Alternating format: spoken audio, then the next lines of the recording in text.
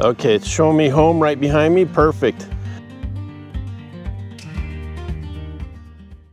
This is what comes in the GPSHomer short kit. You get a couple of the header pins to help with mounting of the GPS, the PWM signal that'll come from your receiver that is also used to power the device. And if you look closely at the board, there is a front side and a back side. The side that says mount this side, the RP2040 board, so you'd mount it on this side. This board is also designed to be able to mount the display to the back, so the pins will match the display. All you'll need to do is add a few items here to complete the kit. This is the RP2040. We'll go into that a little bit. It comes with its own header pins. You can use those. And then there's the watch display, which is a 240 by 240 ESPI display. I believe they're originally designed to be used in watches. This makes a great crystal display. The nice thing about this is it has a fast enough refresh rate that it won't flicker in your FPV camera. I've done this before with the cheaper OLED displays, and they flicker because they operate generally at the same refresh rate as your cameras. The pins here are designed to match the pins on the board to make mounting simple, straightforward, and hopefully give you the best experiences you can and get you running really quick. This is actually a quick build. You don't have to be an expert at soldering. The other thing to complete this, you'll want to get a GPS. Now this is a recommended one. This is the HDLRC. I think I got it for about 20 bucks or around there on Amazon. Came really quick. It's called the M100. It's pretty standard. You have many options here. You can solder to pins, or you can use the provided cable. Now if you look closely down here at the cable, it comes with a 6-wire cable. However, the GPSHomer only uses 4 of those: power, ground, send and receive. The other 2 are for a compass, which we are not using. You can just solder this directly, the pins on the board, or you can do your own connector. This is the RP2040. It's also the Raspberry Pi 2040 Zero board, and it is a dual core processor board. Super awesome, love it, very cost effective, and it's super easy to mount and program for. Luckily enough, I share the binary files, so you can download the binary file and load it directly on the board. Before I assemble them and do a permanent solder to the core circuit board, I like to load them and test them, make sure they work before attaching them to the board. The GPSHomer is a project that's available on GitHub. The link is down below. All the source code is here, including some of the details about the project, some of the videos, and you can see samples where we talk about the board and everything else, including the GPS that I recommend. But quickly, to load the board that we have here, the RP2040, you can come to this page and you can either download the entire software package, compile it in Arduino, set up the libraries. There's quite a few steps in doing that. This video will not cover that. You could come to the release right here and download the binary file right here and then load it directly on the device. So here I'm going to show the quickest way to do this. If you notice on here, there are 2 buttons. The left one here is boot and the one on the right is reset. And if we hold the boot button while plugging in the USB to the computer with a data cable, and then let it go, it'll load an RP2 folder on the computer. And this is a drive letter where you can drop the download to. So we're gonna leave that open. We're gonna click on the web page behind, click on the binary file under the release. And then when you save it to that RP2. In my case, it's drive letter I, and I'm going to hit save. I select that, and I'm going to save. And as soon as it downloads, it loads the firmware, and we know it's working because the RGB LED comes on blue. This means it is seeking right now, trying to make a connection to the GPS.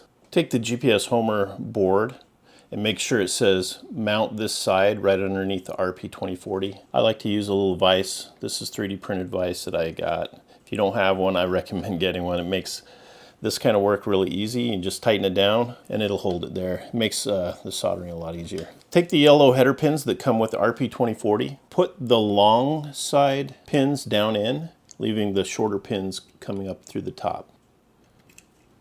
Make sure the USB goes to the top side of the board. Make sure all the pins are in there nice. And at this point, we'll just work our way around and solder up these joints real quick. Just apply heat right at the base of the pin, and then drop the solder right onto it. Let it go. And then just work your way around. At this point, the board isn't attached permanently, but we need to solder it to the bottom of the board. But we'll solder it and attach it on the bottom of the board. To do this, just lay it flat so all the pins are flush, and then I just tack one or two of the pins so that it holds it in place. Now just solder around the board to attach all of the pins. Just look over your solder, make sure there's no joined pins with solder, and then we will trim all of these long ones off.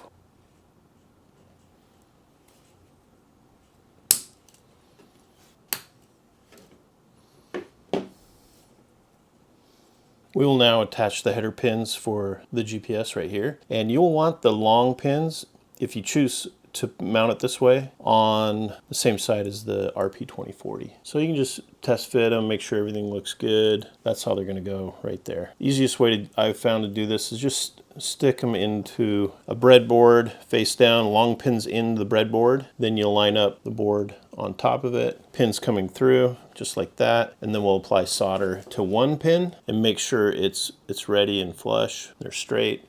Once that one dries or cools, you can just go ahead and solder the rest. Do the same for the 3-wire header pin. This will be for the PWM signal, which also will power the board from your RC receiver. Solder one wire up, make sure it's flat and flush and lined up. So while you're still applying heat, you can line it up. Just look at it, make sure everything's good, then we'll do the other pins.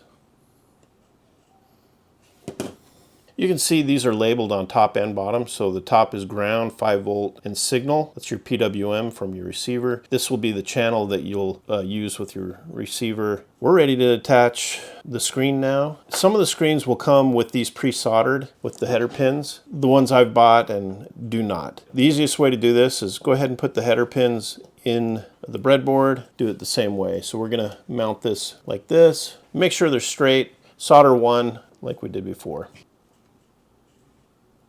Okay, it cools, and that looks good. You want to make sure that the labels line up with the labels on the board. The VCC is your voltage, and that's going to line up on the 5 volt. We're running this on 5 volt because it gives a brighter display. Now, if you notice that that's very tight tolerance to these exposed pins. So what you need to do is you either get some double-sided tape and you mask this. And in this case, I use the soft Velcro, and I'm going to apply it right here so that when I put this through and solder it, it's going to be braced against with a padding in between this layer. That gives us a nice tight little constructed device, a little bit of padding in there. You don't have to worry about it shorting out or causing issues. So it's going to be like that, a little bit of padding in between there.